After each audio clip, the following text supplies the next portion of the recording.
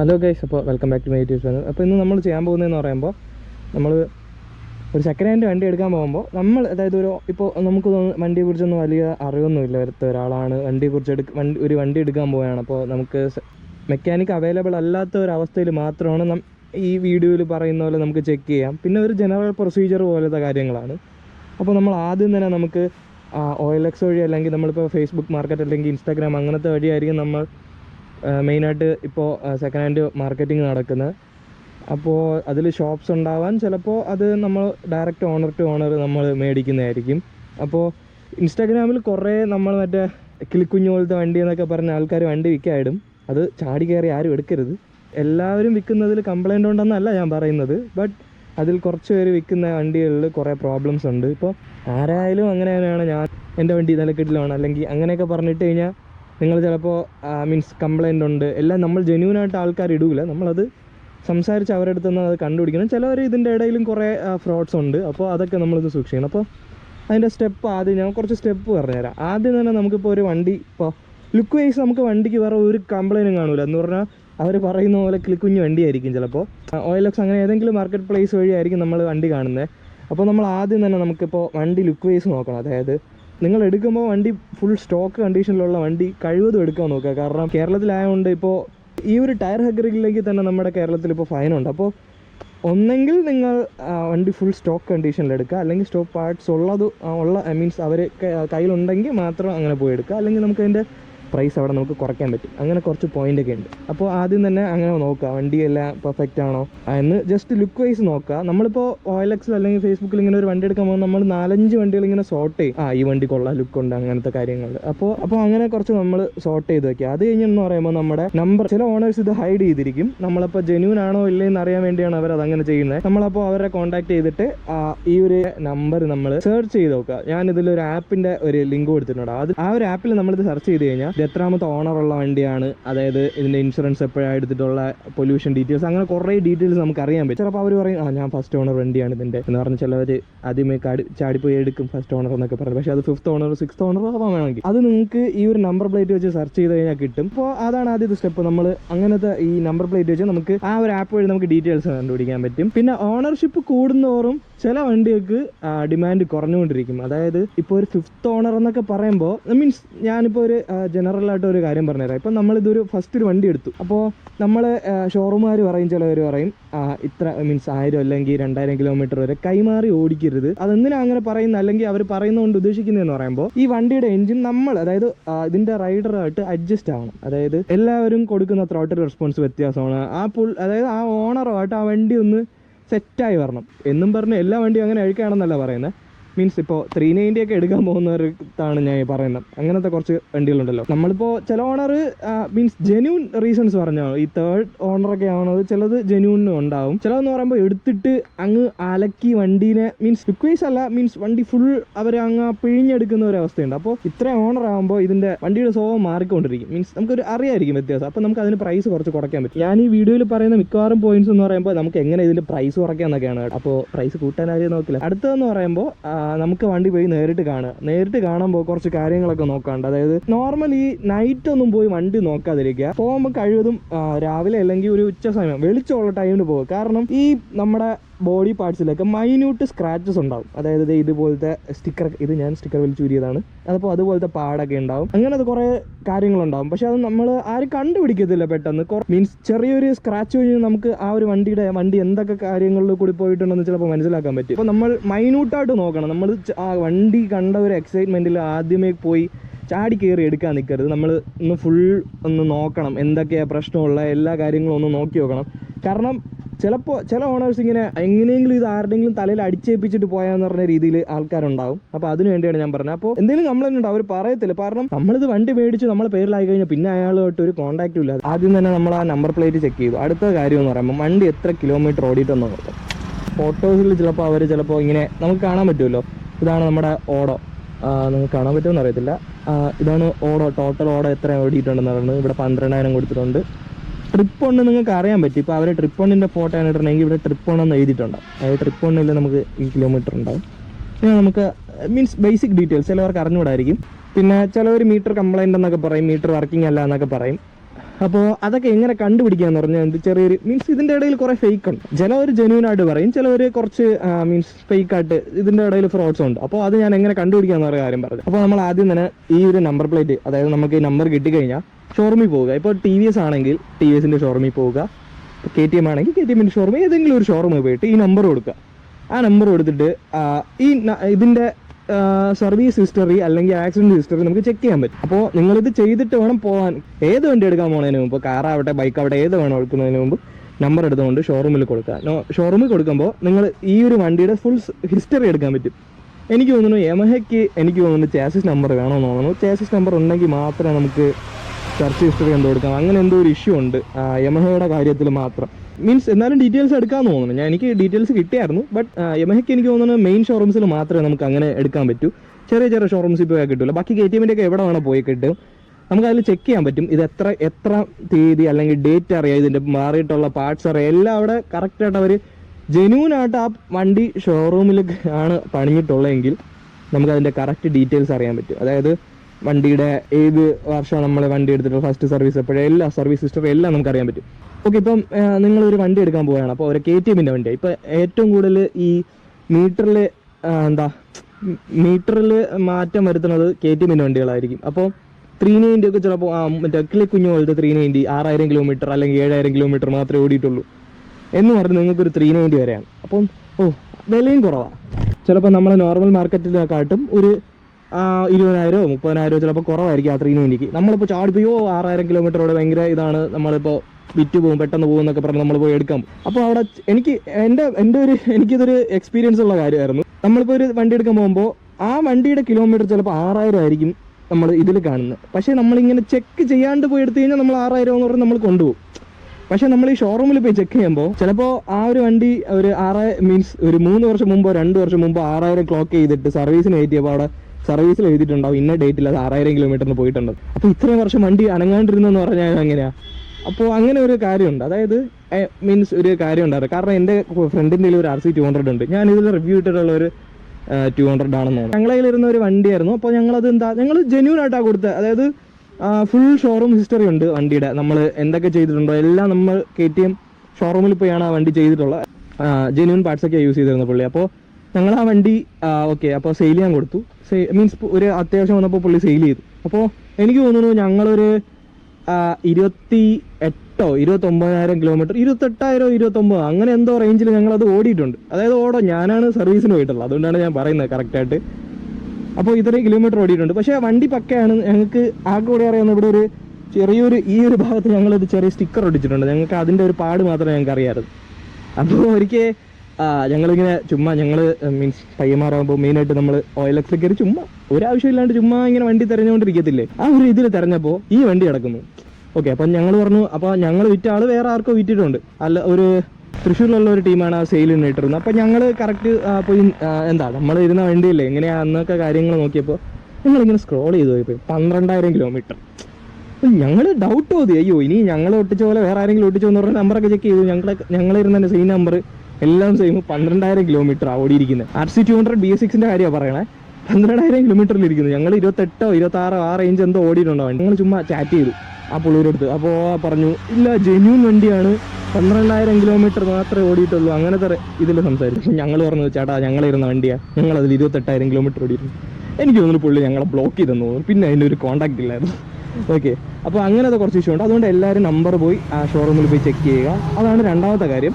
അടുത്ത മൂന്നാമത്തെ കാര്യം, നമ്മളിപ്പോൾ നമ്മളെ കയ്യിലിപ്പോൾ വണ്ടി ഒരുവിധം ജെന്യൂൻ ആണെന്ന് തോന്നുന്നു. നമ്മൾ പോയി നോക്കുമല്ലോ, വണ്ടി പോയി ഒരു മെക്കാനിക്കിനെ കൊണ്ടുപോവുക, അല്ലെങ്കിൽ വണ്ടിയെക്കുറിച്ച് എന്തെങ്കിലും ഒരു ചെറിയൊരു പിടുത്തമുള്ള ഏവനെങ്കിലും കൊണ്ടുപോവുക. അതിപ്പോൾ മിക്കവാറും നമ്മൾ ഫ്രണ്ട്സിനായിരിക്കും കൊണ്ടുപോകണേ. ഒന്നുമില്ലെങ്കിലും നിങ്ങൾ ജസ്റ്റ് ഒന്ന് ചെക്ക് ചെയ്യുക. അതായത് വണ്ടി സ്റ്റോക്ക് ആയിരിക്കണം വണ്ടി, ആദ്യത്തെ കാര്യം. അല്ലെങ്കിൽ വണ്ടിയുടെ പാർട്സ് തരണം അവർ, അല്ലെങ്കിൽ അതിൻ്റെ പ്രൈസ് കുറയ്ക്കണം.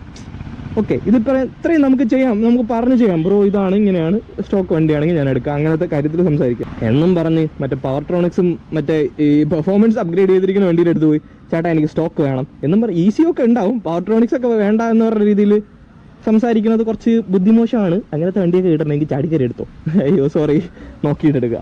ഓക്കെ, അപ്പോൾ പവർട്രോണിക്സ് അങ്ങനത്തെ കാര്യമൊക്കെ നമ്മൾ അങ്ങനെ എടുക്കാൻ പറ്റും. അങ്ങനത്തെ കുറച്ച് പെർഫോമൻസ് അപ്ഗ്രേഡ് ഉണ്ടാവും. ചിലവർ USD ഒക്കെ വെച്ചിട്ടുണ്ടാവും.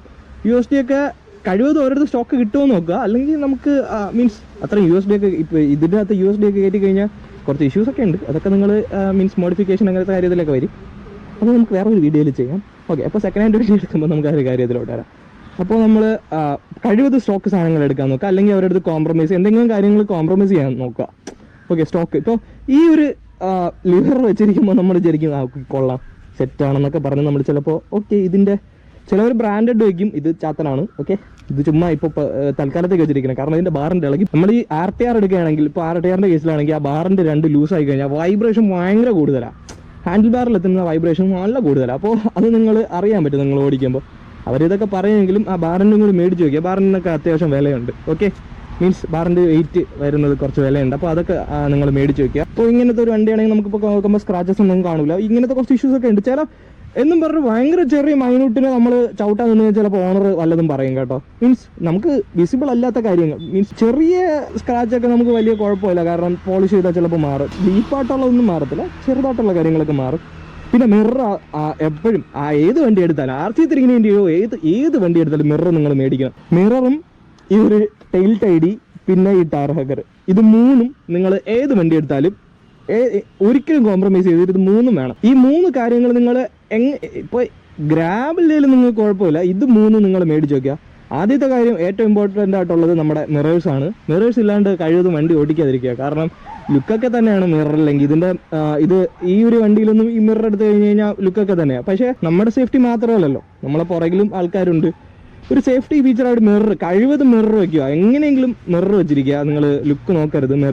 ഈ മിറർ വഴി കുറച്ചൊക്കെ ആക്സിഡൻറ്റ്സ് നമുക്ക് പ്രിവെൻറ്റ് ചെയ്യാൻ പറ്റും കേട്ടോ. നമുക്ക് നിങ്ങൾ ഒന്ന് വെച്ച് വണ്ടി ഓടിച്ച് നോക്കുക, ഒന്ന് മീൻസ് അഡ്ജസ്റ്റ് ചെയ്യുക മിററിന്. പിന്നെ tail tidy okay, tail tidy ഞാൻ വലിയ ഇതായിട്ട് കൺസിഡർ ചെയ്യുന്നില്ല. എന്നാലും ഇപ്പോൾ അവർ ക്ലാമ്പിലാണ് വെച്ചിരിക്കുന്നതെങ്കിൽ നിങ്ങൾ അവരുടെ കയ്യിൽ സ്റ്റോക്ക് ഉണ്ടെങ്കിൽ അത് മേടിക്കുക. അതുപോലെ തന്നെ ടയർ ഹഗറും, ഇത് രണ്ടും ഞാൻ വലുതായിട്ട് കൺസിഡർ ചെയ്യുന്നില്ല. നമ്പർ പ്ലേറ്റ് ഒന്നും വേണ്ട, മിറർ വേണം.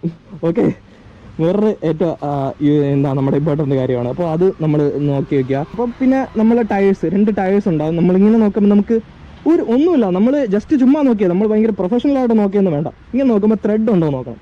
ത്രെഡ് ഉള്ള ടയർ ഞാൻ എവിടെയെങ്കിലും ഫോട്ടോ എടുത്തിട്ടുണ്ട്. ഇതൊക്കെയാണ് ത്രെഡുകൾ. ഓക്കെ, ഇങ്ങനത്തെ ടയറിൽ എവിടെയെങ്കിലും അങ്ങനെ ഉണ്ടെങ്കിൽ നമുക്ക് അതിന് പ്രൈസ് കുറയ്ക്കാൻ പറ്റും. വണ്ടി എടുക്കാൻ പോകുമ്പോൾ കുറഞ്ഞ നിങ്ങളുടെ 2 ടയറും കൂടി എനിക്ക് തോന്നുന്നു ഒരു 7 രൂപ അടുപ്പിച്ച് നിങ്ങളുടെ ടയറിന് കോസ്റ്റാണ്. അപ്പോൾ നിങ്ങൾക്ക് അത് വേണമെങ്കിൽ അത് വണ്ടിയിൽ നിന്ന് കുറയ്ക്കാം. ചിലപ്പോൾ ഓൾറെഡി അവർ കുറച്ചിട്ടുണ്ടാവും, ഇല്ലെങ്കിൽ നമുക്ക് അത് കുറയ്ക്കാം. നമുക്കത് സംസാരിച്ച് ഡീൽ ചെയ്യാം. കാരണം ടയറില്ല എന്ന് പറഞ്ഞ ഒരു മെയിൻ പോയിന്റാണ്. അടുത്തതെന്ന് പറയുമ്പോൾ ചെയിൻ ആൻഡ് സ്പ്രോക്കറ്റ്. ഈ ഒരു ചെയിൻ ആൻഡ് സ്പ്രോക്കറ്റ് ഉണ്ടല്ലോ, ചെയിൻ ആൻഡ് സ്പ്രോക്കറ്റിന്റെ കണ്ടീഷൻ നിങ്ങൾക്ക് നോക്കാൻ പറ്റും. ചെയിൻ ആൻഡ് സ്പ്രോക്കറ്റ് 2 ഫോട്ടോസ് ഞാൻ അവിടെ കൊടുത്തിരിക്കാം. ഇത് ടീത്ത് ഉള്ളത്, ഇത് ടീത്ത് ഇല്ലാത്തത്. ഇത് രണ്ടും നിങ്ങൾ കമ്പയർ ചെയ്യുക. ജസ്റ്റ് ഒന്ന് നോക്കിയാൽ മതി. ഓക്കെ, ഇത് 2 ടീത്ത് നോക്കുക. ഇപ്പം ബുള്ളറ്റിലാണെങ്കിൽ നമ്മൾ ടീത്ത് ചിലപ്പോൾ പൊട്ടിപ്പോകാനുള്ള ചാൻസ് ഒക്കെ ഉണ്ട്. അപ്പോൾ ജസ്റ്റ് ഒന്ന് റൊട്ടേറ്റ് ചെയ്ത് നോക്കി കഴിഞ്ഞാൽ അതിലുള്ള ടീത്ത് എല്ലാം ഉണ്ടോ ഒന്ന് ചെക്ക് ചെയ്യാം. അപ്പോൾ അതിൻ്റെ പ്രൈസ് നമുക്ക് കുറയ്ക്കാൻ പറ്റും. RR310 എനിക്ക് തോന്നുന്നു 8 രൂപ എന്തോ ആണ് ചെയിൻ ആൻഡ് സ്പ്രോക്കറ്റിൻ്റെ വില. ജസ്റ്റ് ഒരു ചെയിൻ ആൻഡ് സ്പ്രോക്കറ്റിന് 8000 രൂപയുണ്ട്. അപ്പോൾ നിങ്ങൾ അതൊക്കെ ഒന്ന് ജസ്റ്റ് ഒന്ന് കൺസിഡർ ചെയ്യുക. ഓക്കെ, അവരൊക്കെ മാറിയിട്ടുണ്ട്, എല്ലാം മാറിയിട്ടുണ്ടെന്നൊക്കെ പറയും. ജസ്റ്റ് നിങ്ങളൊന്ന് വിസിബിൾ വഴി നോക്കുക. അപ്പോൾ പുതിയ ചെയിൻ ആൻഡ് സ്പ്രോക്കറ്റ് ഞാൻ ഫോട്ടോ കാണിച്ചിട്ടുണ്ട്, അതുപോലെ ഇരിക്കും. ഓക്കെ, അപ്പോൾ അതൊന്ന് ജസ്റ്റ് ഒന്ന് ചെക്ക് ചെയ്യുക. അപ്പോൾ അടുത്ത കാര്യം എന്ന് പറയുമ്പോൾ ഈ ഡിസ്ക് ഉണ്ടല്ലോ, ഈ ബ്രേക്കിന് ഈ ഡിസ്ക് നമ്മളിങ്ങനെ വിസിബിളിൽ നമുക്കിതൊന്നും തോന്നത്തില്ല. ചില വണ്ടികളുടെ ഡിസ്ക് കുഞ്ഞു പ്ലേറ്റ് ആയിക്കാളും. ഈ ബ്രേക്ക് മാറാണ്ട് അല്ലെങ്കിൽ ചാത്തൻ ബ്രേക്ക് പേഡ് ഇട്ട് നമ്മൾ പിടിച്ച് ഇത് ഭയങ്കര തിന്നായിപ്പോവും. അപ്പോൾ അങ്ങനത്തെ വരെയാണെങ്കിൽ ഇതിനൊക്കെ അത്യാവശ്യം പ്രൈസ് ഉണ്ട്. അപ്പോൾ എനിക്ക് തോന്നുന്നു ഇതിനൊക്കെ എനിക്ക് 3000 രൂപ എന്തോ ഉണ്ടെന്ന് തോന്നുന്നു ഈ ഒരു ഡിസ്കിന്. അപ്പോൾ ഈ ഒരു ഡിസ്കിൽ ഇങ്ങനെ ചാനലായിട്ട് വരഞ്ഞ് കിടക്കും. അതായത് ഇങ്ങനെ ഒരു ചെറിയൊരു കനാൽ ഒരു കുഴി പോലെ ഇങ്ങനെ റൗണ്ടായിട്ട് കണ്ടിന്യൂ ചെയ്ത് ചിലപ്പോൾ കിടപ്പുണ്ട്. അതൊന്ന് ജസ്റ്റ് ഒന്ന് നോക്കുക, കൈ പിടിച്ച് നോക്കുക. ഇത്രയും തിക്നെസ് ഉണ്ട് ഒരു ഡിസ്കിന്. അത് ഓരോ വണ്ടിക്കും മിനിമം ഇത്രയും തിക്നെസ് എങ്കിലും എല്ലാ വണ്ടിക്കും ഉണ്ടാവും. ഇതിനെക്കാട്ട് കൂടുതലുണ്ടെങ്കിലേ വേറെ ഉള്ളൂ. അപ്പോൾ അതൊന്ന് ചെക്ക് ചെയ്ത് നോക്കുക. അത് ഫ്രണ്ടിലും ചെയ്ത് നോക്കണം, ബാക്കിലും ചെയ്ത് നോക്കണം. ബ്രേക്ക് പാഡ് ചിലപ്പോൾ നിങ്ങൾക്ക് നോക്കാൻ പറ്റൂലായിരിക്കും, പിന്നെ ഷോറൂമിൽ കൊടുത്ത് ചെയ്യാവുന്നേ ഉള്ളൂ. ഓക്കെ, അപ്പോൾ ഇത് നോക്കുക. ഇതിൻ്റെ പ്രൈസ് നമുക്ക് കുറയ്ക്കാൻ പറ്റും. അതായത് നമുക്കത് ഭയങ്കര മോശമാണ്, നമുക്കത് ഓണറിനോട് സംസാരിച്ച് കുറയ്ക്കാൻ പറ്റും. ഓക്കെ, ഇപ്പോൾ നിങ്ങൾ ടയർ നോക്കി, ഡിസ്ക് നോക്കി, അത് ബോഡി നോക്കി, ഇത്രയും നമുക്ക് ഓക്കെയാണ്. അപ്പോൾ അടുത്ത് നമുക്ക് നോക്കേണ്ടതെന്ന് പറയുമ്പോൾ ലൈറ്റ്സ് എല്ലാം വർക്കിംഗ് തന്നെ നോക്കണം, മീറ്റർ വർക്കിംഗ് തന്നെ നോക്കണം. മീറ്ററിലെ എല്ലാ സ്വിച്ച് ഗിയേഴ്സ് എല്ലാം വർക്കിംഗ് തന്നെ, ലൈറ്റ് വർക്കിംഗ് തന്നെ, എല്ലാം സ്വിച്ച് ഗിയർ നോക്കുക. ഇപ്പോൾ 390 ആണെങ്കിൽ ആ ഒരു കൺസോൾ എല്ലാം വർക്കിംഗ് ആണോ നോക്കുക, അങ്ങനത്തെ കാര്യങ്ങൾ. അപ്പോൾ നമ്മൾ അതും ചെക്ക് ചെയ്ത് കഴിഞ്ഞെങ്കിൽ അടുത്ത പ്രൊസീജിയർ എന്ന് പറയുമ്പോൾ നമ്മൾ ഈ ഒരു ബുള്ളറ്റ് അങ്ങനത്തെ കാര്യങ്ങൾ എടുക്കുമ്പോൾ ചെറിയൊരു കാര്യങ്ങൾ നോക്കണം, തുരുമ്പുണ്ടോ നോക്കണം. റസ്റ്റ് നമ്മൾ ഇങ്ങനെ നോക്കുമ്പോൾ പെയിൻറ്റിൽ നമുക്ക് അറിയാൻ പറ്റത്തില്ല. ചിലപ്പോൾ റോയൽ എൻഫീൽഡിൽ എനിക്ക് തോന്നുന്നു സൈലൻസർ പെട്ടെന്ന് തുരുമ്പിച്ചു. സൈലൻസറിനൊക്കെ 10000 രൂപ വിലയുണ്ട്.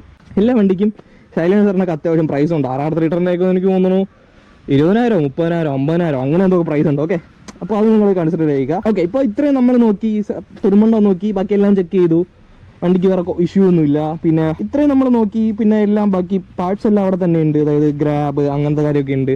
പിന്നെ നമ്മൾ ജസ്റ്റ് ഒന്ന് സ്റ്റാർട്ട് ചെയ്ത് നോക്കാം. ഇതിപ്പോൾ FI ആണ്. അപ്പോൾ FI നമുക്കറിയാം, ഈ ഒരു സൗണ്ട് കേൾക്കും നമുക്ക് ചിലപ്പോൾ നോക്കിയാൽ ഇപ്പോൾ ന്യൂട്രലാണ് കിടക്കുന്നത്. അപ്പോൾ FI ഓൺ ആക്കുമ്പോഴും ഓഫ് ആക്കുമ്പോഴും ചെറിയൊരു സൗണ്ട് കേൾക്കും.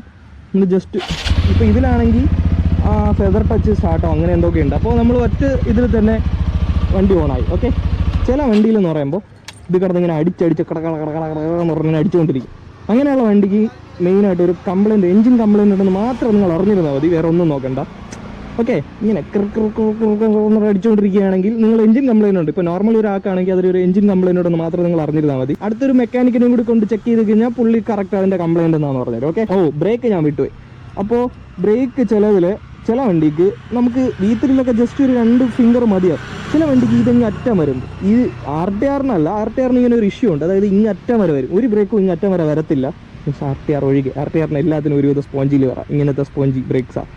അപ്പോൾ നിങ്ങൾ ഇത് ജസ്റ്റും ചെക്ക് ചെയ്ത് വലിയ ഇതൊന്നുമില്ല. ഇത് റിപ്പയർ കിറ്റ് മേടിച്ചിട്ട് ബാക്കി വണ്ടിയൊക്കെ ആണെങ്കിൽ റിപ്പയർ കിറ്റൊക്കെ കുറച്ച് കോസ്റ്റേ ഉള്ളൂ. അങ്ങനത്തെ കാര്യങ്ങളൊന്നും നിങ്ങൾ ഓർഡറിൻ്റെ അടുത്ത് തർക്കിച്ച് വില കുറയ്ക്കാൻ നോക്കില്ല. അതായത് കുറച്ച് കാര്യങ്ങളൊക്കെ നിങ്ങൾ തന്നെ ചെയ്യേണ്ടതാണ്. ഓയിൽ ചേഞ്ച് നിങ്ങൾ ചെയ്യേണ്ടതാണ്, ബ്രേക്ക് പാഡ് 2 നിങ്ങൾ ചെയ്യേണ്ടതാണ്. അതായത് സെക്കൻഡ് ഹാൻഡ് വണ്ടി എടുത്ത ഓർഡറിനെ, അതായത് അന്നല്ലെങ്കിൽ അടുത്ത ദിവസം നിങ്ങൾക്ക് ചെയ്യാൻ പറ്റുമെങ്കിൽ പെട്ടെന്ന് ചെയ്യുക. അതായത് oil change, brake pad change, ഇത് 2 നിങ്ങൾ എങ്ങനെ വന്നാലും ചെയ്യുക. ഓക്കെ, പെട്ടെന്ന് തന്നെ ചെയ്തിരിക്കുക. അടുത്ത് നിങ്ങൾ എൻജിനിലെ ജസ്റ്റ് സ്റ്റാർട്ട് ചെയ്തിട്ട് വണ്ടി ഒന്ന് റവ് ചെയ്ത് നോക്കുക. ന്യൂട്രലാണ്, നിങ്ങളിങ്ങനെ റവ് ചെയ്ത് നോക്കുക. ഓക്കെ, അപ്പോൾ എന്തെങ്കിലും മെറ്റലിൻ്റെ വോയിസ് കേൾക്കുകയാണെങ്കിൽ നെക്കിനിങ്ങനെ എന്ന് പറഞ്ഞാൽ സ്ക്രൂ കടന്നടിക്കുന്ന അല്ലാണ്ട് ചിലപ്പോൾ ഫുഡ് പക്കൊക്കെ അടിക്കും, അല്ലാണ്ട് വേറെ എഞ്ചിനിലൊന്നും വല്ല സൗണ്ട് ഉണ്ടോ നോക്കുക. നിങ്ങൾക്കൊരു ഡൗട്ട് ഉണ്ടെങ്കിൽ ഒരു മെക്കാനിക്കിനെ കൊണ്ടുപോകുക. റിവ്യൂ ചെയ്ത് നോക്കുമ്പോൾ നമുക്ക് അങ്ങനത്തെ കുറച്ച് ഡീറ്റെയിൽസ് കിട്ടും. അടുത്ത് ഞാൻ വിട്ടുപോയ കാര്യമുണ്ട്, സസ്പെൻഷൻ. ഇതിപ്പോൾ നമ്മളെ നോർമൽ ടെലസ്കോപ്പിക് സസ്പെൻഷനാണ് പറഞ്ഞത്. അടുത്ത് USD ഉണ്ട്. 2 ടൈപ്പ് സസ്പെൻഷനാണ് പറഞ്ഞത്. ഒന്ന് ടെലിസ്കോപ്പിക് ഫോർക്കും, ഒന്ന് നമ്മുടെ USD എന്ന് പറയുമ്പോൾ 390 അല്ലെങ്കിൽ നമ്മുടെ ഡ്യൂക്ക് സീരീസിൽ KTM സീരീസ് അങ്ങനെ ഇങ്ങനത്തെ ടൈപ്പ് സസ്പെൻഷനും അടുത്തെന്ന് പറയുമ്പോൾ ഈ മോഡലാണ് വരുന്നത്. ഓക്കെ, അടുത്ത സസ്പെൻഷനിൽ ലീക്ക് ഉണ്ടോ നമുക്ക് ചെക്ക് ചെയ്യാൻ പറ്റും. അതായത് ഇതിൻ്റെ ഈ ഒരു ഫോർക്ക് ഉണ്ടല്ലോ, ഈ ഫോർക്കിൽ നമ്മൾ കൈയിട്ടൊന്ന് തൊട്ട് നോക്കണം, അല്ലെങ്കിൽ നമുക്ക് ചിലപ്പോൾ വിസിബിൾ ആയിരിക്കും. നോർമലി ഇതിലാണെങ്കിൽ ഓയിൽ ഭയങ്കരമായിട്ട് പോയിട്ടുണ്ടോന്നൊന്നും അറിയത്തില്ല, ചിലപ്പോൾ ഇവിടെ ഇങ്ങനെ ഓയിൽ ഇരിപ്പുണ്ടാവും, ഈ ഒരു ഫോർക്കിൽ ഓയിൽ ഇരിപ്പുണ്ടാവും. എങ്കിൽ ഇതിൻ്റെ അർത്ഥം ഇതിൻ്റെ അകത്ത് സീല് പൊട്ടിയിട്ടുണ്ട്, ഓയിൽ സീല് പൊട്ടി ഓയിൽ പോയിട്ടുണ്ട്. നോർമലി അതായത് നമ്മുടെ ഈ ഒരു ടൈപ്പ് സസ്പെൻഷനാണെങ്കിൽ, ടെലസ്കോപ്പിക് ഫോർക്കിലാണെങ്കിൽ നമുക്ക് ഇവിടെ ജസ്റ്റ് ഒന്ന് തൊട്ട് നോക്കുമ്പോൾ നമുക്ക് ഓയിൽ ഇരിപ്പുണ്ടെങ്കിൽ അറിയാൻ പറ്റും. അപ്പോൾ നമുക്ക് ഇവിടെ നിന്ന് അറിയാൻ പറ്റും ഓയിൽ ലീക്ക് ആയിട്ടുണ്ട്. നമുക്ക് അത് നല്ല പ്രൈസ് കുറയ്ക്കാൻ പറ്റും. അത് കാരണം അത് റീബിൽഡ് അല്ലെങ്കിൽ അങ്ങനത്തെ കാര്യങ്ങളിലൊക്കെ പോകും. ബെൻഡൊക്കെ ഉണ്ടെങ്കിലാണ് മെയിനായിട്ട് പറഞ്ഞത്. അതൊക്കെ ചെക്ക് ചെയ്തിട്ട് മാത്രം എടുക്കാം. ഓക്കെ, അപ്പോൾ നിങ്ങൾക്ക് അറിയാൻ വേണ്ടി ഇവിടെ ഇങ്ങനെ ജസ്റ്റ് കൈയിട്ട് തൊട്ട് നോക്കുമ്പോൾ ഓയിൽ ഉണ്ടാവും. ഓക്കെ, അതാണ് നോർമൽ ഈ ഒരു ടൈപ്പിൽ. പിന്നെ USD-യിലും അങ്ങനെ തന്നെയാണ്. USD-യിലും അത് താഴെ ആയിരിക്കും നോക്കണം. താഴെ നോക്കുമ്പോൾ താഴത്തെ ഇതേപോലത്തെ ട്യൂബിൽ, അതായത് ഇന്നർ ട്യൂബിൽ ഇതുണ്ടാവും, ഓയിൽ ഇരിപ്പുണ്ടാവും. ചിലപ്പോൾ ഇവിടുത്തെ നമുക്ക് അറിയാൻ പറ്റും, കാണുന്ന രീതിയിലൊക്കെ ഓയിലൊക്കെ ഭയങ്കര ലീക്കായിരിക്കും. അല്ലെങ്കിൽ നമ്മൾ ഓടിച്ച് നോക്കുമ്പോൾ ഏതെങ്കിലും ഒരു സൈഡ്, ഇപ്പോൾ ലെഫ്റ്റ് സൈഡിലാണെങ്കിൽ നമ്മൾ ടേണിങ് എടുക്കുമ്പോൾ നമുക്ക് ചെറിയൊരു പാട് പോലെ തോന്നും. റൈറ്റ് സൈഡിലോട്ട് ടേണൊക്കെ എടുക്കുമ്പോൾ അല്ലെങ്കിൽ ടേണിൽ നിന്ന് തിരിച്ചെടുക്കുമ്പോഴൊക്കെ പാളിയതുപോലെ, മീൻസ് വരണ്ടി വരാത്തതുപോലെയോ അല്ലെങ്കിൽ ഡാമ്പിങ് കറക്റ്റ്, അതായത് വണ്ടി സസ്പെൻഷൻ കറക്റ്റായിട്ടോ അല്ലാത്ത രീതിയിലൊക്കെ നമുക്ക് തോന്നും. അത് 2 സസ്പെൻഷനിലും അങ്ങനെയാണ്. നിങ്ങൾ ഓടിച്ച് നോക്കുക. ചില ഓണേഴ്സ് ഓടിക്കാൻ തരും, ചിലവർ തരത്തില്ല. അത് നിങ്ങൾ സംസാരിച്ച് ഡീൽ ചെയ്യണം. അപ്പോൾ ഒക്കെ അങ്ങനത്തെ കാര്യമുണ്ട്. ഇത് നമ്മളിപ്പോൾ നോർമലി പോകുമ്പോഴൊക്കെയാണ് സീറ്റിന് ഓട്ടയുണ്ടോ അങ്ങനത്തെ കാര്യമൊക്കെ നിങ്ങൾക്ക് നോക്കുമല്ലോ എന്തായാലും. ഓക്കെ, ഒബ്വിയസ്ലി നിങ്ങളത് നോക്കും. അപ്പോൾ അങ്ങനത്തെ കാര്യമൊക്കെ നോക്കുക. കാരണം ഈ ചെറിയ ചെറിയ കാര്യങ്ങളൊക്കെ ചിലപ്പോൾ വലിയ വലിയ പ്രോബ്ലംസിലോട്ട് കൊണ്ടുവരാം. അപ്പം കഴിവതും നിങ്ങൾ ഓണറിൻ്റെ കയ്യിൽ നിന്ന് തന്നെ വണ്ടി എടുക്കാൻ നോക്കുക. ഓക്കെ, അത് വേറെ ഒന്നും കൊണ്ടല്ല പറഞ്ഞത്. ഓണറിൻ്റെ നിന്ന് എടുക്കുമ്പോൾ നമുക്ക് ഡയറക്റ്റ് കോൺടാക്ട് വരും. ഇതിൻ്റെ ഇടയിൽ വേറെ ഒരു മീഡിയം വരത്തില്ല. അപ്പോൾ അങ്ങനെ കുറേ പ്രൈസ് പോകത്തില്ല. ഓക്കെ, കഴിവതും ഓണറിൻ്റെ അടുത്ത് എടുക്കാൻ നോക്കുക. പിന്നെ ചില കുറച്ച് ആൾക്കാരൊക്കെ ഉണ്ടായിരുന്നു, മീൻസ് ആൾക്കാരുടെ വീഡിയോ ഉണ്ടായിരുന്നു. എനിക്ക് അവർ കുറച്ച് ജെന്യൂൻ ആയിട്ട് തോന്നാൻ കാരണം വണ്ടി എടുക്കുന്നു, അവർ തന്നെ വണ്ടി സർവീസ് ചെയ്യുന്നു, ഫുൾ കണ്ടീഷൻ ആക്കുന്നു, എന്നിട്ടാണ് വിൽക്കുന്നു. അങ്ങനത്തെ കുറച്ചുണ്ട്. അത് നമുക്ക് ഈ ഒരു ഓണേഴ്സ്, അതായത് അവിടെ നിന്ന് വണ്ടി എടുക്കുന്നവരെ നമുക്ക് അറിയായിരിക്കുമല്ലോ. അങ്ങനെ അറിഞ്ഞു പോയി എടുക്കുന്നത് കുഴപ്പമില്ല. അല്ലാണ്ടാണെങ്കിൽ കഴിവതും നിങ്ങൾ ഓണറിൻ്റെ നിന്ന് തന്നെ വണ്ടി എടുക്കാൻ നോക്കും. പിന്നെ നിങ്ങൾ ഇതിൻ്റെ ലീഗൽ ഫോർമാലിറ്റീസ് ഒക്കെ അപ്പോഴും തന്നെ ചെയ്യിപ്പിക്കണം, വൈകിക്കരുത്. ഇതൊക്കെ തന്നെയാണ് നമ്മളൊരു നോർമൽ വണ്ടി എടുക്കാൻ പോകുന്നത്. പിന്നെ ഇപ്പോൾ ഒരു കുറച്ച് ട്രെൻഡാണ് DL അല്ലെങ്കിൽ അതർ സ്റ്റേറ്റ് വണ്ടി എടുക്കുന്നത്. ഓക്കെ, അപ്പോൾ അതർ സ്റ്റേറ്റ് വണ്ടി എടുക്കുമ്പോൾ കുറച്ച് ചിലവർ ജെന്യൂൻ ആയിരിക്കും, ചിലവർ ഭയങ്കര ഫ്രോഡായിരിക്കും. ഓക്കെ, ഞാൻ കുറേ റീലൊക്കെ കണ്ടായിരുന്നു. അതായത് ഒരു 500 കിലോമീറ്റർ ഓടിയപ്പോൾ പിസ്റ്റനൊക്കെ പൊട്ടി വെളിയിൽ വന്നു. അങ്ങനത്തെ ഭയങ്കരത്തെ ഡാർക്ക് സീനൊക്കെ കണ്ടായിരുന്നു. ഹെഡിലൊക്കെ ഒരു ഈ MC-യിലൊക്കെ വെച്ചോട്ടിരിക്കും. അങ്ങനെ കുറച്ചൊക്കെ ചെറിയ സീനുണ്ട്. പിന്നെ ജെന്യൂൻ ആൾക്കാരും ഉണ്ട്. നമ്മൾ കഴിവതും അവരുമായിട്ട് ഡീൽ ചെയ്യാണ്ട് നമ്മളെ മലയാളികൾ ആരെങ്കിലും അവിടെ ഉണ്ടെങ്കിൽ, ഞാൻ കുറച്ച് ഇൻസ്റ്റാ പേജസ് കണ്ടായിരുന്നു. ഇവരെയൊക്കെ ബ്ലൈൻഡായിട്ട് വിശ്വസിക്കണമെന്നല്ല ഞാൻ പറയുന്നത്. അവരുടെ അടുത്ത് കോൺടാക്ട് ചെയ്തപ്പോൾ അവർ എന്താ പറയുക, അവർ പോയി അവിടെ ചെക്ക് ചെയ്യുക. അവരുടെ ഒരു ടീം അവിടെ ഉണ്ട്. അവരവിടെ ചെക്ക് ചെയ്തിട്ട് അവിടെ നിന്ന് ഇങ്ങോട്ട് ട്രാൻസ്പോർട്ട് ചെയ്യും. എനിക്ക് തോന്നുന്നു 390 ആയിരിക്കും ഏറ്റവും കൂടുതൽ MH വരുന്നത്. റിസ്ക് എലമെൻറ്റ് കുറവാണ് കേരളത്തിൽ നിന്ന് എടുത്തു കഴിഞ്ഞാൽ. കാരണം ഇവിടെ ഒന്ന് നടന്നു കഴിഞ്ഞാൽ നമുക്ക് പോയി ചോദിക്കുകയെങ്കിലും ചെയ്യാം, എന്താണ് കാണിച്ചു വെച്ചിരിക്കുന്നതെന്ന്. നമ്മൾ അവിടെ പോയി ചോദിക്കാനൊന്നും പറ്റത്തില്ലല്ലോ, അത് ആരാന്ന് പോലും അറിയത്തില്ല. നമ്മൾ അവിടെ നിന്ന് ഒരു സാധനം മേടിച്ച് കഴിഞ്ഞാൽ പിന്നെ ഒരു കോൺടാക്ട് ഇല്ല ഇങ്ങോട്ട്. ഓക്കെ, അപ്പോൾ അത് നിങ്ങളൊന്ന് ശ്രദ്ധിച്ച് നോക്കുക. ഈ വീഡിയോ കണ്ടു കഴിഞ്ഞാൽ നമുക്ക് ഒരുവിധം കാര്യങ്ങളൊക്കെ നമുക്ക് മനസ്സിലാവും. അതായത് ഏതൊക്കെ വണ്ടി കുറച്ചൊക്കെ കുറച്ച് പെട്ടെന്ന് പോയി എടുക്കാം. ഇപ്പോൾ ഒരു നോർമൽ ഒരാൾ എടുക്കാൻ പോകുമ്പോൾ ഉള്ള രീതിയിലൊക്കെ നമുക്ക് അറിയാൻ പറ്റും. എടുക്കാൻ പോകുന്നതിന് മുമ്പ് ഞാൻ എന്തായാലും ഒരു മെക്കാനിക്കിനെ കൊണ്ടുപോകാൻ പറയും. അതായത് ആ വണ്ടിയുടെ അറിയായിരിക്കണം. അതായത് ഇപ്പോൾ ബുള്ളറ്റ് ഓണർ അപ്പോൾ 4-5 വർഷം ബുള്ളറ്റ് ഓട്ടിക്കണവനെ കൊണ്ടുപോകുന്നതിനെക്കാട്ടും ഒരു മെക്കാനിക്കിനെ കൊണ്ടുപോകണമായിരിക്കും നല്ലത്. വണ്ടി ഓണറിനെ കൊണ്ടുപോകുന്നതിനെക്കാട്ടും നമ്മളൊരു മെക്കാനിക്കിനെ കൊണ്ടുപോകണമായിരിക്കും നല്ലത്. എന്തായാലും ഒരു മെക്കാനിക്കിനെ കൊണ്ടുപോകുക. കാരണം നിങ്ങൾക്ക് വണ്ടിയെക്കുറിച്ച് ചിലവർ ഭയങ്കര പൊങ്ങച്ചൊക്കെ പറയും കേട്ടോ, എനിക്ക് എല്ലാ വണ്ടീനെ കുറിച്ച് അറിയാം, അങ്ങനത്തെ കാര്യമൊക്കെ പറഞ്ഞിട്ട് നമ്മൾ കരിക്കിലവർക്ക് റീലൊക്കെ കാണാറില്ലേ ഫോൺ എടുക്കാൻ പോകുന്നത്, ആ സ്കീമാണ്. അപ്പോൾ കഴിവതൊരു മെക്കാനിക്കിനെ കൊണ്ടുപോകുക. ഓക്കെ, ഇപ്പോൾ ഞാൻ പറഞ്ഞ കാര്യങ്ങളൊക്കെ വെച്ച് നിങ്ങൾക്ക് സോർട്ട് ചെയ്ത് വയ്ക്കാം. ഇതിലൊന്നൊരു 3 വണ്ടി അല്ലെങ്കിൽ 2 വണ്ടി നിങ്ങൾ സെലക്ട് ചെയ്ത് വയ്ക്കുക. എന്നിട്ടൊരു മെക്കാനിക്കിനെ കൊണ്ടുപോവുക. നിങ്ങൾ മെക്കാനിക്ക് ഒന്ന് നോക്കും. മെക്കാനിക്ക് 2 നോക്കിയിട്ട് മെക്കാനിക്കും നിങ്ങൾക്കും യോജിച്ച് വരുന്ന ഒരു വണ്ടി നിങ്ങൾ സെലക്ട് ചെയ്യുക, എടുക്കുക. അടുത്ത ദിവസം അല്ലെങ്കിൽ അന്ന് തന്നെ നിങ്ങൾ ഇത്രയും കാര്യം എന്തായാലും ചെയ്തിരിക്കണം. ഓയില്, ബ്രേക്ക്, ഇത് 2 നിങ്ങൾ ചേഞ്ച് ചെയ്തിരിക്കണം. ചൈന സ്പ്രോക്കർ ചിലപ്പോൾ കുഴപ്പമില്ലായിരിക്കും, അവർ കുറച്ചും കൂടി ഓടുവന്നു. പക്ഷേ എൻജിൻ ഓയിലും ബ്രേക്ക് നിങ്ങൾ എങ്ങനെ എന്ത് കാര്യം ഏത് ഓയിൽ ഒഴിക്കണമെന്നില്ല. ജസ്റ്റ് നിങ്ങൾക്കിപ്പോൾ പൈസ ഇല്ല എന്ന് പറഞ്ഞത് വിട്ട് കളയരുത്. ഓയിൽ മാറ്റുക, ബ്രേക്ക് പേഡ് മാറുക. 2 ബ്രേക്ക് പേഡിന് വിലയുണ്ട് കേട്ടോ എല്ലാത്തിനും. ബ്രേക്ക് പാഡിനൊക്കെ 1000 രൂപ അങ്ങനത്തെ കാര്യമൊക്കെ ഉണ്ട്. അത്യാവശ്യം നിങ്ങൾ പ്രൈസ് കുറവാണെങ്കിൽ നിങ്ങൾ അതിനനുസരിച്ച് കോപ്പി ബ്രേക്ക് ഇടുക തൽക്കാലത്തേക്ക്. പിന്നെ നമ്മളിത് പിന്നത്തേക്ക് വെച്ചിരിക്കുമ്പോൾ ഇത് ഭയങ്കര റിസ്ക്കാണ്. ഓക്കെ, അപ്പോൾ ഇത്രയും കാര്യങ്ങളാണ് എനിക്ക് പറയാനുള്ളത്. ഇനി ഞാൻ കുറച്ച് കാര്യങ്ങളൊക്കെ വിട്ടുപോയിട്ടുണ്ടാവും. നിങ്ങൾക്ക് ഡൗട്ട് എന്തെങ്കിലും ഉണ്ടെങ്കിൽ എൻ്റെ ഇൻസ്റ്റ ID-യിലോ അല്ലെങ്കിൽ നിങ്ങൾ യൂട്യൂബിൽ കമൻറ്റ് ഇട്ടാൽ മതി, ഞാൻ നിങ്ങൾക്ക് റിപ്ലൈ തരാം. അപ്പോൾ thanks for watching. Bye bye.